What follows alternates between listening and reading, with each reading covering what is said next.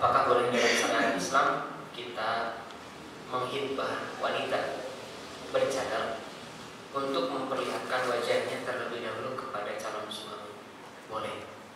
Hadisnya itu pernah disampaikan oleh Nabi Muhammad SAW tentang kebolehan memperlihatkan apa yang ingin dilihat oleh calon suami. Tapi harus diingat teman-teman, khitbah itu konteksnya tidak lama. Jadi bisa dibayangkan oleh teman-teman, jika saat khitbah melihat wajah, kemudian khitbah ke nikahnya lama, dia bisa membandingkan dengan yang lain. Hati-hati, membandingkan dengan yang lain banyak gagal. Aduh, itu bukan nama eta nggak yang kamari babi depan gelis nama, tapi anger karena memang terlihat gitu. Tapi kita nggak gelis nih. Maka saya kira alasan itu adalah hanya untuk memastikan bahwa kelak inilah istri saya, bisi pahing ke pas nikah. Bisa jadi kan punten ya, karena dia bercadar, kemudian saat menikah juga di posisi yang sama, pas malam pertama kayak. Ayo teh anu ninggalin dulu pakai teh. Kan jadi bingung dia ya, makanya teman-teman itu ada kebolehan dari Nabi ya, boleh silakan. Nah inilah di sini bolehnya untuk memperlihatkan bagian, sebenarnya bukan hanya wajah di sini. Ada bagian-bagian yang lain yang boleh diperlihatkan. Makanya di situ juga sebenarnya di situ ada apa? Ada saling bertukar. Kekurangan saya apa? Kekurangan saya apa? Jangan sampai nanti pas nikah, ih kok beda ya? Dulu mah yang diceritakannya kelebihan semua. Nah, itu harus tahu kekurangannya. Mau menerima saya dengan kekurangan saya mah jangan ngobrol justru itu yang senangi. Itu juga harus direkam. Tuh yang ngomong dulu sukanya sama yang tidak. Pokoknya sekarang mah harus main rekam kan. Sedih memang. Sugan, ini mah punten ya. Saya berpikir waktu itu nggak mungkin ada orang yang dicerai hanya gara-gara beda rambut. Jadi gini teman-teman, si suaminya mengira si istrinya itu rambutnya panjang. Pas khitbah tidak dikasih tahu. Pas nikah ketahuan rambutnya pendek. Itu luar biasa. Saya talak. Masih mending ada yang karena nggak bisa nyambel. Mantap. Neng ada belum sambal biasa. Luar biasa. Cap. Cari lagi. Saya kira sudah teh hari tapi saya menemukan hal itu. Bahkan ada yang punten ya. Pernah nggak dengar orang yang menikah tapi tidak pernah punya rasa cinta dulunya? Terus tiba-tiba dalam pernikahannya sudah nikah. Dalam pernikahannya tidak pernah sekalipun saling toel. Puntennya baru 8 hari tapi hatiku belum memberikan seutuhnya kepadamu. Nah, terus dibisikin kasar. Kenal nih kan, punten dah hese berat atau gitu kan. Dan itu ada. Aduh, subhanallah. Bagaimana ya kalau terus-terusan mengulang dosa, apakah ampunan Allah selalu terbuka? Ampunan Allah selalu terbuka bagi siapapun ya, bagi siapapun. Tapi bagi orang yang berakal, saat dia kemudian berpikir, dia akan berusaha untuk berhenti dari setiap aktivitas kemaksiatan apapun. Kalau saat sendirian dia gagal terus, maka harus berdoa. Harus ada yang mengingatkan. Teman-teman, kenapa bisa lepas dari maksiat? Karena kita pengajian. Tadi memang untuk pengajian kemana? Coba nonton TV itu, main handphone, apalagi. Tapi karena kita pengajian gak mungkin sendirian kan? Tentunya harus beri pengajian. Ustaz Nabi, Mustami Nabi, Jamaah Nabi, Nungamer Nabi, Nungobrol Nabi. Luar biasa. Gak bisa kan? Harus ada teman. Makanya ada teman. Makanya apa? Ada yang bikin slayernya nih, diingatkan yuk pengajian yuk, gitu kan? Kemudian ada yang ngajak yuk bareng cowok. Jadi semangat. Coba kalau sendiri, ya sebenarnya semangat ya sendirian juga. Jika ada 1000 yang berperang, maka yang satu di antara 1000 itu saya. Jika yang berperang tinggal satu, itu pasti saya. Kan gitu kan? Iya kan teman-teman gitu ya. Ya Allah hujan nih. Jangan mikir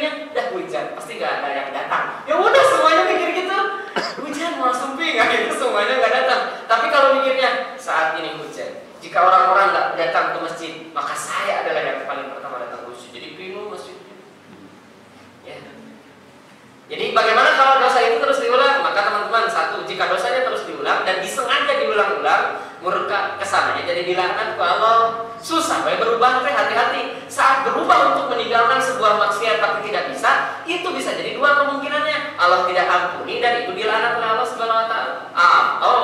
Allah memang sedang beri kesempatan lagi, sedang bertobat lagi. Kemarin mah belum benar tobatnya, sekarang yang benar tuh.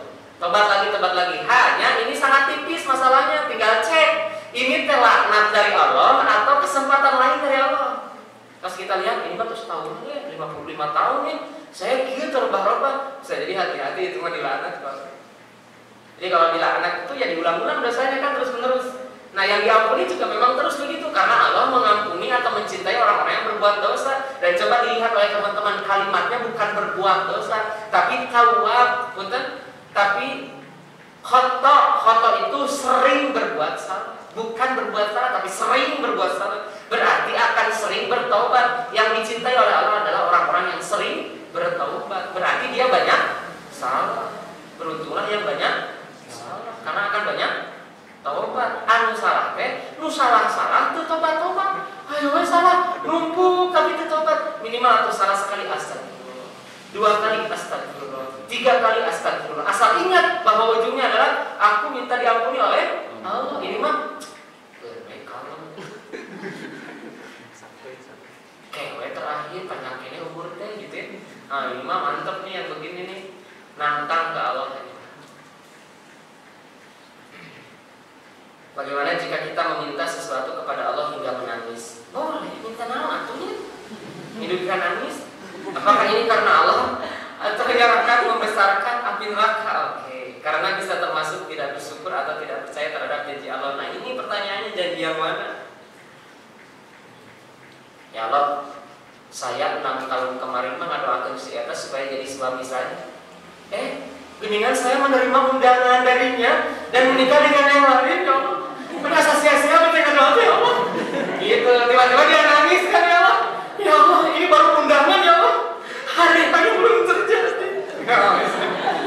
Hari-hari belum, ya Allah. Engkau yang membolak-balikan hati, ya Allah. Bolak-balikan hatinya biar kepada saya. Nangis dia tuh karena nggak menerima undangannya. Subhanallah, kabayang kalau tiba-tiba diijabah Allah. Diralat undang-undang undangannya nikahnya nggak jadi. Subhanallah, tiba-tiba setelah diralat nikahnya nggak jadi, tiba-tiba sebulan kemudian datang undangan.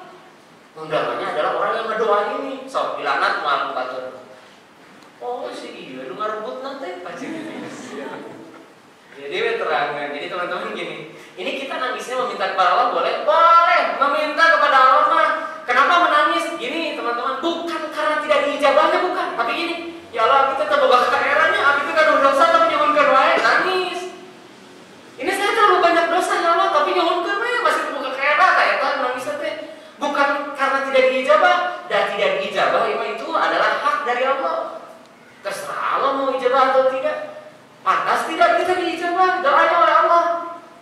Maka mintalah kepada Allah untuk diringankan setiap dari beban-beban penghapusan dosa kita. Karena setiap kemaksiatan itulah yang akan menutupi setiap ibadah kita. Kenapa ya sekarang mau jadi berat ke masjid? Itu pasti nambah maksiat. Enggak, saya udah berhenti dari maksiat. Maksiatnya baru. Apa itu? Merasa lebih baik daripada orang yang tidak ikut pengajian. Ya dia gitu ya. Udah berhenti dari maksiatnya, ikut kajian, tapi jadi berat juga. Kenapa? Hati-hati. Bisa jadi ada maksiat hati yang terjadi. Merasa lebih baik daripada orang yang tidak pengajian. Padahal orang yang tidak pengajian itu sudah minta izin kepada orang tuanya dan tidak diizinkan orang tua. Mana yang baik? Yang pengajian? Atau yang taat kepada orang tua? Dua-duanya baik. Yang itu taat kepada orang tuanya yang ini. Makanya kenapa? Kita kudu online ya, live kan biar yang tidak diizinkan orang tua masih tetap bisa pengajian dan bertanya kan gitu ya. Jadi kita kasih fasilitas ya. Tuh live. Untuk macet itu? Udah aman. Itu ya. Jadi teman-teman hati-hati dengan hal-hal ini. Jadi kalau kita menangis mintanya karena apa dulu? Kalau misalnya minta karena dunia, ya Allah tinggalin kerabat rumah terus kena mobil sakulat ya Allah menyamin itu ya Allah nangis tak? Gimana dunia gimana? Nangisnya bukan itu. Misal teman-teman saudara, apa yang harus teman-teman tangisi di usia sekarang? Ini usia segini apa yang harus teman-teman tangisi? dosanya nambah, hafalan Quran teu nambah teh kan. Itu dosanya nambah terus. Hafalan Quran kurang terus gitu.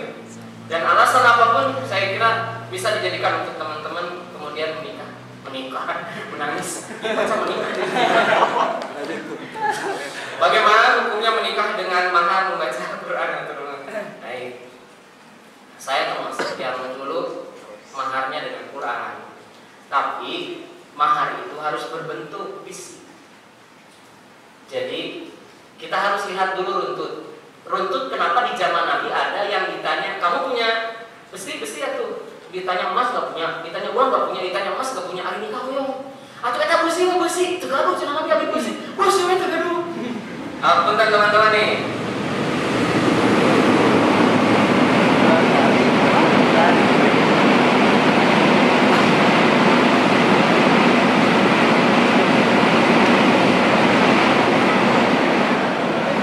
Akhirnya saya melihat ke Pangandaran lewatnya.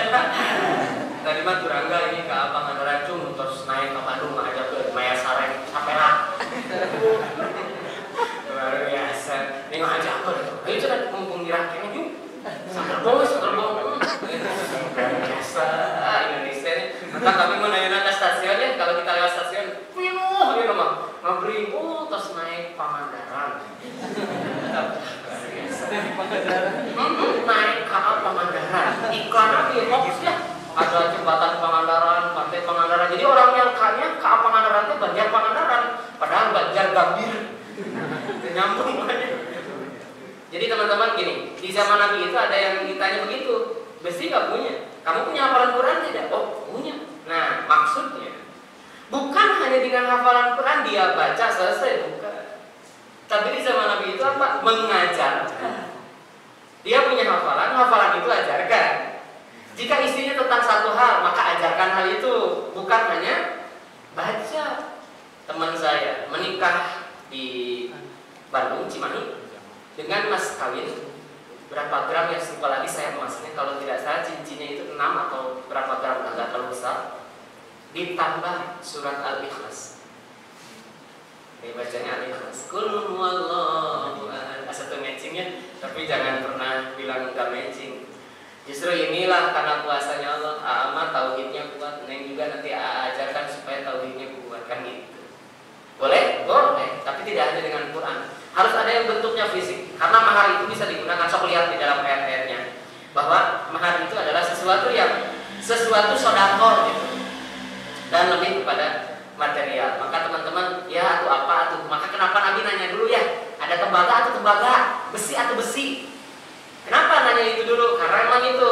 Jadi harus bentuk barang. Nah, saya kira kita makan sudah biasa ya.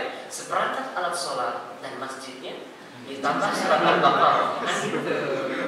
Mantap. Ya, kapok ya. Seperangkat alat sholat mas sajadah, mau kena, sok ditabihan Quran yang sudah biasa ya. Jadi plus Qurannya. Nah, teman-teman kewajibannya Quran itu bukan hanya diberikan. Ini ada mas kawin Quran nggak boleh dibaca. Seumur hidup nggak dibaca. Teman-teman mas, jadi saya pernah tahu dan sampai sekarang tahu ada yang semenjak nikah dengan mas kawin yang Quran itu udah berapa ya? 18 tahun belum pernah dibaca Quran. Mantap ya pokoknya. Nah, iya mah mas kawin. Bismillah. Ustaz, ketika kita punya masalah, kan seharusnya kita curhat kepada Allah. Namun kadang kita ketika curhat dengan orang lain kita merasa lega. Istri itu ngomong ke siapapun lega. Kalau nggak percaya ya, perempuan itu tinggal buka, ini nggak ngomong dengan siapa-siapa, buka handphone, ketik, tapi bukan jadi status, dia bikin tulisan panjang, udah habis kata-katanya, udah selesai. Gitu. Jadi tinggal dituliskan ya perempuan, karena intinya perempuan itu adalah semua yang dipendamnya didengarkan. Makanya tugas kita yang laki-laki enteng banget dengan istri. Modal kita itu kenapa sholat subuh, sholat perhatiannya. Kenapa laki-laki itu modalnya untuk menikah sholat subuh? Soalnya kalau urusannya materi, banyak yang sudah punya banyak materi, subuh nanti ke masjid kan di sini. Berarti kalau begitu dengan materinya bakal beri perempuan lain dengan harga 80 juta. Atau dengan harga 25 juta. Nah bisa gitu. Iya. Kalau sudah cukup misalnya ya, kenapa? Karena dia materinya hebat, tapi subuhnya tidak hebat. Kalau kita mah subuhnya hebat, materinya belum hebat. Tapi belum, suatu saat nanti akan hebat dua-duanya. Kenapa kita lebih memilih subuh dulu? Subuh ya dijaga ya. Apalagi istri bakal dijaga gitu. Ya luar biasa. Makanya teman-teman nih, berkaitan dengan bagaimana perempuan itu lega, itu ternyata mudah kita cuma mendengarkan saja. Biarkan mereka berbicara atas atau komentaran atau. Nah, kalau sudah ngomong itu bagian kita komentar. Aku dulu mah. Pertanyaannya itu, jawabannya itu adalah pertanyaan. Karena si istri sudah tahu persis jawabannya. Kalau menurut aku mah gini nih. Jadi dengan sendirinya dia punya jawabannya. Soalnya capek-capek kalau saya jawab, harusnya mah begini. Ih tapi dah kata aku mah nggak gitu deh. Capek. Makanya udahlah, serahkan saja. Tugas kita hanya mendengarkan ya. Saya hanya mendengarkan saja. Silahkan mau curhat apa. Saya sering kalau dengar curhat itu pasti gitu. Aduh, alhamdulillah ya Allah, mulai nama coba. Hanya cerita doang, padahal belum dikasih solusi. Itu sudah lega karena memang hanya butuh didengarkan, minta solusinya. Satu lagi nih. Jadi bagaimana kalau curhat ini ke orang? Baik, silahkan curhat ke orang, tapi orang yang bisa dipegang dari setiap kata-katanya. Karena tidak semua orang bisa dipegang kata-katanya. Jika kita kemudian curhat kepadanya, kemudian kita bukan suudzon ya, kita hati-hati namanya. Bagaimana kita kemudian berhati-hati jika ini terdengar oleh yang lain. Jadi mendingan udah deh, ya ini urusan saya.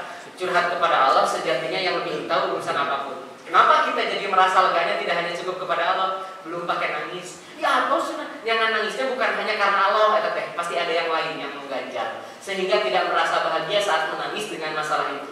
Harusnya saat kita menangis dan kemudian menumpahkan semuanya kepada Allah Subhanahu Wa Taala, clear, cukup hanya Allah. Hasbunallah wa ni'mal wakil, ni'mal maula wa ni'man nasir. Kalimat ini apa maksudnya?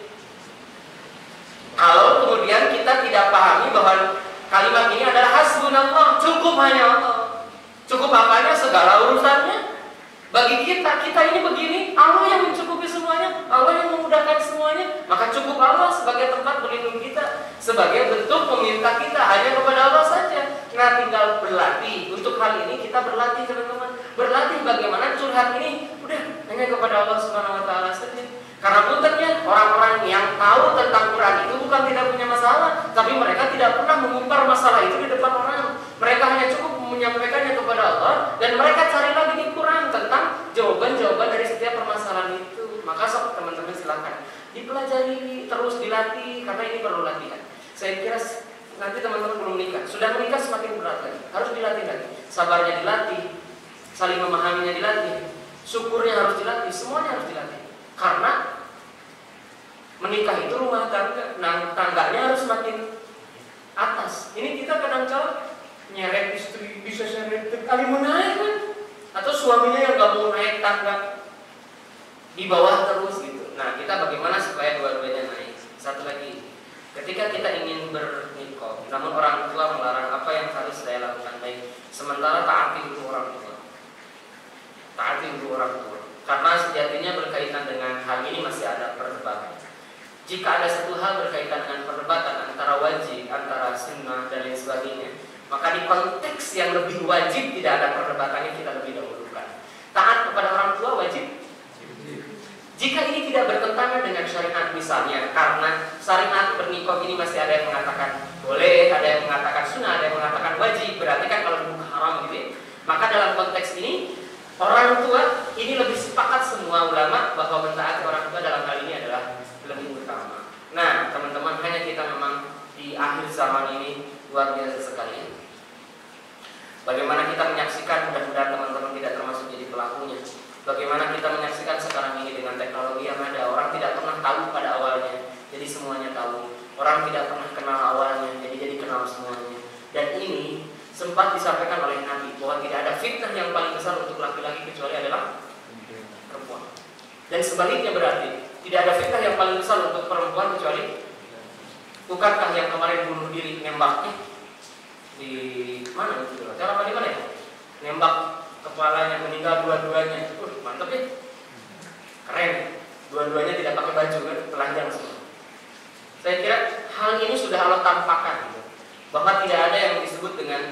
saling membahagiakan tanpa syariat agama yang sesungguhnya. Saya kira menjaga apa yang harus dijaga oleh Allah adalah kewajiban. Maka pelan-pelan. Kalau orang tua belum mengizinkan, berarti pahamkan dulu orang tua. Ada hal yang kita berdakwah di situ.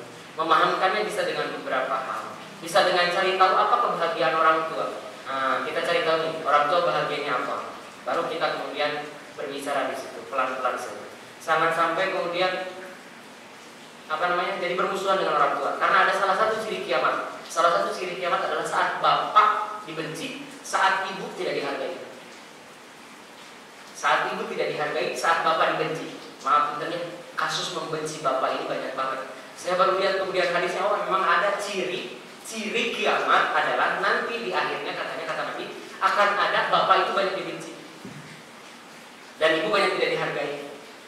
Nah, konteks ini juga saya kira kita tidak sedang membicarakan orang lain, kita sedang membicarakan kadang-kadang diri kita sendiri. Apakah kita mungkin termasuk yang membenci bapak atau kita adalah orang yang tidak menghargai ibu? Tinggal kita evaluasi. Ustaz, saya takut nikah. Foto ah. Ini penting. Biar banyak yang menjawab. Ustaz, saya takut nikah. Iya, kalau calon suaminya menakutkan. Bagaimana cara supaya keluar dari zona takut tersebut? Baik, teman-teman, ada zona memang masa seperti ini. Saya punya teman yang gak mau nikah karena takut. Kemudian saya ingatkan, jika nikah itu ibadah, karena Nabi mengatakan nikah sunnati, nikah itu adalah sunatku. Faman raghiba an sunnati falaysa minni. Barang siapa tidak mencintai sunnahku, maka dia tidak termasuk umatku, kata Nabi. Maka cintailah sunnah Nabi, yaitu nikah diantaranya. Maka saat kita kemudian takut nikah, pertanyaannya, takutnya karena apa? Kalau takutnya hanya karena urusan duniawi, stop. Kita takutnya hanya kepada Allah saja. Dan saya mah takut gagal. Tidak ada satupun yang melangkah tidak tanpa takut gagal. Tapi keberaniannya lebih atas daripada rasa takutnya. Maka beranikanlah. Bagaimana caranya? Perkuat doanya. Robbis Robbi. Ada kurang lapang dada ya. Robbis Robbi sadri. Allah lapangkan dadaku ya Allah, biar nggak takut untuk menikah ya Allah. Nah, besoknya lihat satu bulan, 2 bulan, alhamdulillah Robbah. Sekarang saya berani menikah. Nah, gitu. Tinggal buktikan. Kalau urusan takut sama berani mah kan katinggalinya sieun jadi sieun katinggalnya tuh. Saya alhamdulillah sekarang sudah tidak takut lagi menikah. Nah, kalau saya datang saya mah takut menikah, kenapa? Atuh coba bayangin Ustaz. Dia tuh nggak pernah dekat dengan saya tadinya. Saya juga nggak kenal sama dia tadinya. Tiba-tiba pas malam itu saya tidur bareng dengannya. Kan saya nggak pernah tidur sama mereka, sama dia. Ya siapa dia coba? Saya mah takut dari ngeri. Nah, gitu misalnya itu mah nggak bisa dijadikan alasan Pak. Berarti tidak paham tujuan nikah. Karena tujuan nikah itu adalah bukan sakinah, ada warahmah. Di sini yang tidak mau tenang hidupnya, ada yang tidak mau tenang. Aneh manusia nikah kan, karena justru orang harusnya takut tidak nikah. Nah, mau tenang berarti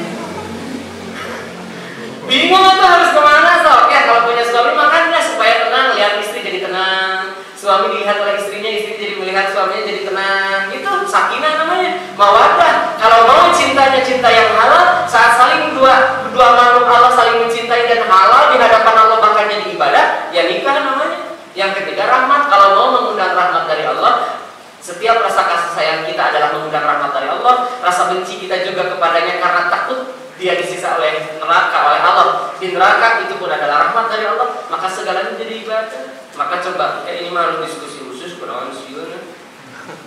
Sieun cenah mah sieun ku ituna. Tah, berarti bukan ku Allah atuh. Sieun ku ituna tah naon eta teh. Tidak dijelaskan di sini ya. Apakah menangis ketika mengingat Rasul dapat memadamkan api neraka? Termasuk ini mengingat Rasul, ingin berjumpa dengan Rasul. Khusus untuk berkaitan menangis dengan ingin berjumpa dengan Rasul ini ada khusus hadis tertentu yang kemudian ini mengundang dari cintanya Nabi yang sangat. Jadi saya kira itu hal yang harus kita lakukan. Apabila kita sedang belajar menjadi orang yang lebih baik, Akan tetapi seiring berjalannya waktu kita malah terjerumus ke dalam dosa yang telah lama kita tinggalkan. Apakah Allah memaafkan, mengampuni dosa kita? Masih Allah mengampuni. Kenapa jadi terjerumus kembali? Mungkin dia sedang lemah ya, atau kurang minum, jadi nggak fokus dia. Slow, tetap slow, terus slow. Saya ngeri itu ya, hari itu celana. Saya kan bingung. Masalahnya anak-anak saya, anak-anak SD, anak kecil tuh, ya lagi lagu naon saya terus sih. Jadi kan, soalnya kalau harusnya si teteh kan nyanyinya. Teteh ini salah orang teteh. Bagaimana jadinya jika ada orang yang meninggal dikarenakan oleh guna-guna atau santet? Apakah itu disebut dengan takdir?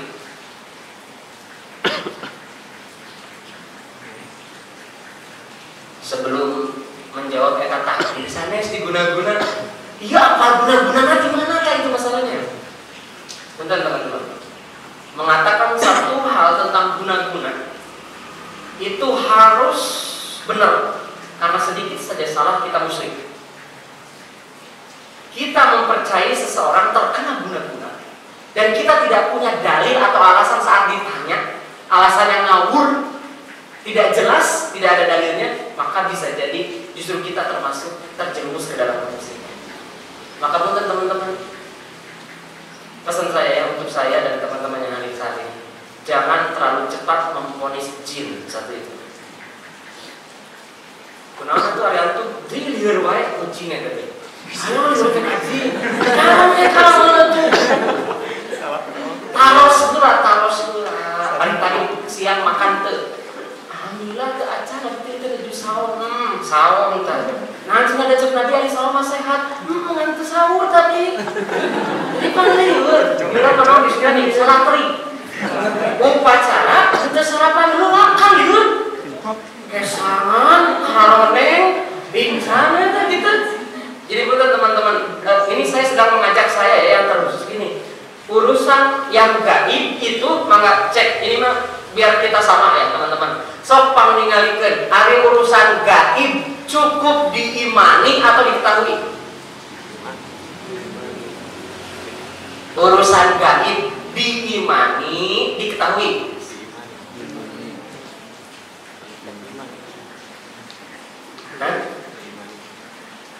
Alladzina yu'minuna bil ghaib. Orang bertakwa itu adalah orang yang mengimani yang gaib, akan pernah mengejar jin.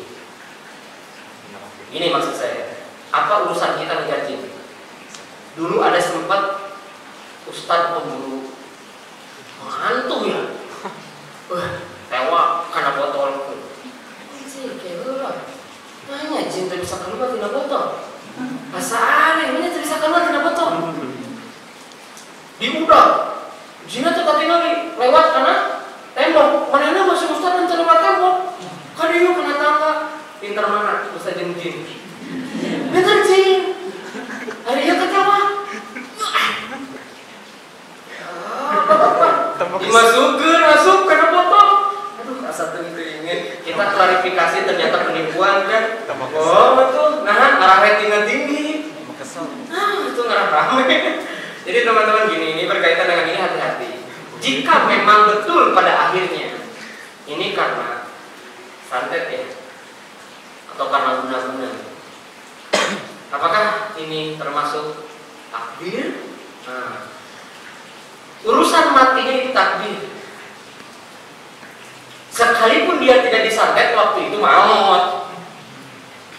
Dah kamu mah kalah pakai mobil jadi tabrakan, mautnya jadi opatan. Coba pakai naon, pakai motor. Nyapan ngabring motor nanti kuat. Tabrakan deh gitu. Mautnya dianggapnya opat. Teman-teman, jangan seolah-olah kita lebih hebat daripada Allah. Cobalah untuk hujan dan mati soledad. Kalau Allah mah teu aya hujannya, ti soledad mah ti soledad itu. Nah, aya cangkang jauh, teu aya plastik. Teu aya eta panon tembok galeur tuh. Walau mah apa? Ih demi Allah kage. Teu leueur. Tembok plastik. Aya cangkang jauh. sok teman-teman, subhanallah. Ini urusannya tauhid. Maka jangan serta-merta kita tuh ya ini cepet banget, hati-hati, itu masuknya kesyirikan. Kita harus hati-hati dalam konteks ini. Ya, jadi kalaupun iya matinya takdir, penyebabnya apa? Ini mah harus secara medis cari tahu dulu ya. Kita mah logik. Misalnya kata Nabi begini, Nabi datang ada orang yang sakit. Apa yang dilakukan oleh Nabi? Tidak selamanya Nabi itu kemudian mengobatinya. Naon teh anak kurma ya, itu kan kasusnya anak kecil, kurma digigit kemudian dimasukkan ke mulutnya gitu dan lain sebagainya, atau pakai madu dan sebagainya. Nabi itu mengatakan itu kan jalan tabib, pergilah ke tabib karena Allah titipkan sehatku di sana. Secara apa dulu? Secara lahiriah takut kita sakit ya, so dicek. Ternyata alhamdulillah ini sehat nih, tapi saya masih pusing juga. Atau sedang mikirin apa? So, lagi mikir apa? Jujur so. Enggak, saya mah nggak mikir apa-apa. Benar. Kok pusing terus? Bisa jadi kan? Dia sedang pikir tapi tidak mau jujur, mau nikah tapi susah ngobrol ke orang tua atau ngobrol kan udah diantar ke ustaz tuh. Yuk pada ngobrol kembali. Pilih isin ya ustaz.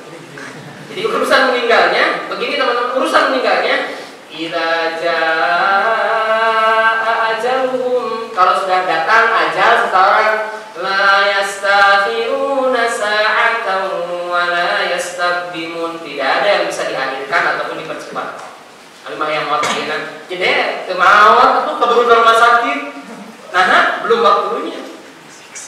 Padahal niatnya, tapi ayah malah aja, ayo mau kemana-mana kereta, pakai gunung anyar, ke Pangandaran, kemana-mana. Enggak di dia ke Pangandaran ceger, malah ditakdirkan memang waktu itu meninggal gitu.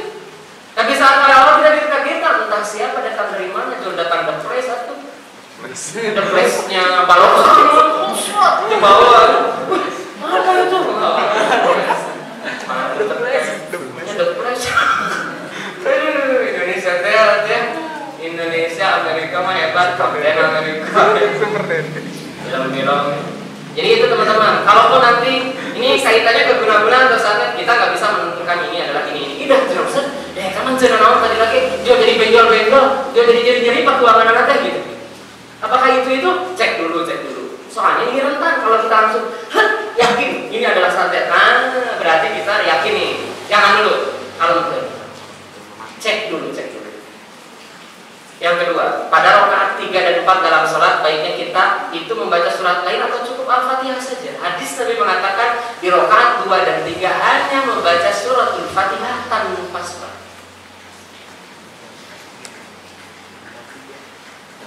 Saya sempat, hari kamu cina sholatnya tere-tere. Ini kamu tere-tere sholatnya. Saya macam beres baca surat lagi, hari kamu salah lapar beli. Nggak mana sih itu? Tamu kaki nolak apa cina? Oh, ada gitu di dunia baca surat. Jadi udah habis lagi tuh baca surat. Jadi habis ngerasa bang soleh, tiap sholatnya baca surat, si goreng salah gitu. Jadi teman-teman hati-hati untuk rakaat ketiga, tapi tidak contoh itu. Jadi untuk rakaat 3 dan 4 tidak. Jadi hanya baca Al-Fatihah saja. Cukup surat Al-Fatihah, tidak ditambah surat yang lain. Yang terakhir, apakah kita boleh mengeluh saat kita menemukan titik jenuh dalam kehidupan ini? Titik jenuh yang mana sih titiknya? Biar saya hapus. Ingat saya kawan-kawan begini ya. Titik jenuh yang mana yang dikatakan orang ini? So, ini mah kita evaluasi, bentar ya. Apakah ada yang pernah mengalami sakitnya tahunan? Berapa tahun kan? 2 tahun, baik. Di usia berapa? Masih kecil, baik. Saya termasuk yang punya penyakit asma 12 tahun umpamanya. Jadi saat 12 tahun ini kadang-kala orang tua atau saya yang mengeluh, kan asma mah capek. Ya capek saya kadang-kala lah gitu kadang-kala gitu lah gitu. Padahal saat itu saya lupa, saya masih bisa bernafas walaupun terbatas. Saya masih hidup waktu itu, dan ternyata kalau dihitung jumlah nikmat lebih banyak daripada sakitnya itu. Nah, maka dalam konteks ini teman-teman, apakah boleh kita mengeluh di titik jenuh? Nah, pertanyaannya titik jenuh yang mana? Karena tidak ada titik jenuh. Kalau tidak ada titik jenuh, berarti ada titik akhir dari setiap kesabaran. Padahal sabar tidak ada batasnya kecuali sabar. Allah memberikan ujian itu pasti orang itu bisa menyelesaikannya. La yukallifullahu nafsan illa wus'aha, itu benar firman Allah. Jika kita yakini ini, bahwa apapun yang ditimpakan oleh Allah kepada kita itu pasti bisa kita selesaikan. Berbahagialah saat Allah berikan musibah, karena saat itulah Allah tahu kita bisa menyelesaikan masalah itu. Nah, saat kita benar-benar aduh ya Allah ini mahmudkan menuju orang lain menjauhi, apa yang kita lakukan? Di titik jenuh itu kita tetap bersabar dengan kejenuhan itu, sehingga kesabaranlah yang kemudian hadir dan kejenuhan itulah yang menjauh dari diri kita. Maka kata Allah, wala tayasu min roh, jangan pernah putus asa, jangan pernah putus asa. Karena yang putus asa itu hanya orang kafir. Saat kita di titik jenuh mengeluh, berarti saat itu kita sedang tidak yakin adanya Allah. Hari kamari kemana wae emut Allah akhirnya jadi hilang gitu kan. Tetap ingat Allah, dan Allah Maha Kuasa atas segala hal. Bukankah bagi Allah yang tidak mungkin jadi mungkin? Bukankah yang tadinya tidak ada jadi ada? Bukankah bagi Allah yang tadinya sulit jadi mudah, yang tadinya rumit jadi enteng? Bagi Allah begitu. Terakhir, jika sholat menggunakan cadar, apakah boleh atau tidak? Di antara hadis-hadis tentang sholat itu tidak disebutkan menutup bagian wajah. Jadi di konteks ini yang terlihat di dalam sholat, ya bagian-bagian yang boleh terlihat di antaranya adalah wajah. Jadi alangkah baiknya dibuka saja. Karena saya kira kalau sholat, khususnya kecuali di kita ya masih. Nah, saya sepakat ini yang begini. Ini disebutnya hijab. Hijab. Jadi yang dilakukan oleh Siti Aisyah saat berbicara dengan laki-laki waktu itu adalah hijab. Hijab itu menghalangi bukan hanya sebatas wajah, tetapi menghalangi seluruh tubuh. Jadi tidak ada satupun yang terlihat, hanya yang terdengar adalah suara saja. Itu suara pun sangat rentan sekali. Maka hijab. Saya kira di masjid-masjid sekarang sudah berhijab ya, artinya laki-laki kecuali wah ini ada kesempatan yang dilihat. Tapi saya kira siapapun kita, saat kemudian kita melaksanakan ibadah kepada Allah Subhanahu Wa Taala, khusus akhwat, kemudian saat sholat, maka tetap lakukan apa yang kemudian dilakukan. Di antaranya adalah tidak menutup wajah. Nah, Iwan Filar rahimahullah sudah atau ada lagi? Cukup? Baik, saya ada agenda lagi maghrib. Mudah-mudahan teman-teman disehatkan. Ini masih hujan dan hujannya akan terus ya ini. Saya dari Bandung malam berangkat jam 3:30 sampai ke Raja Pola, kajian di Raja Pola. Kemudian pagi ini di sini, sore ini dengan teman-teman. Mudah-mudahan semuanya menjadi kebaikan untuk kita semua. Tetap semangat, tetap menjadi yang terbaik di hadapan Allah Subhanahu Wa Taala. Mohon maaf atas segala kekurangan. Aku qouli hadza wa astaghfirullah wa lakum. Rabbana atina fid dunya hasanah wa fil akhirati hasanah wa qina adzabannar. Subhana rabbika rabbil izzati amma yasifun wa salamun alal mursalin walhamdulillahi rabbil alamin.